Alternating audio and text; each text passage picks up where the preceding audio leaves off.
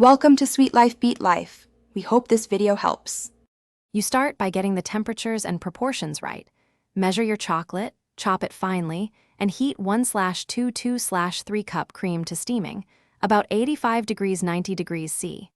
Once the cream is steaming, pour it directly over the chopped chocolate so every piece is submerged. Make sure the bowl is warm so the chocolate doesn't seize. Let this sit untouched for 1 to 2 minutes. This rest time melts the chocolate evenly and creates the base for a smooth ganache you can rescue or finish. Now emulsify. Using a small spatula or whisk, stir gently from the center outward in concentric circles until the ganache becomes glossy and homogeneous. This takes 30-60 seconds. If it looks thin or loose, stir in 1-2 tablespoons unsalted butter or a teaspoon or 2 of light corn syrup to help bind and shine.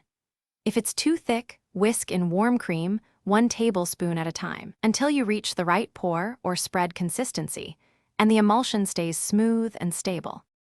Finish by controlling temperature. Let the ganache cool at room temperature or chill for 10-15 minutes to reach pouring or spreading thickness. Once cooled, use it immediately for glazing or whip it for frosting. If it becomes too firm, rewarm gently with 5-8-second microwave bursts or a warm water bath while whisking.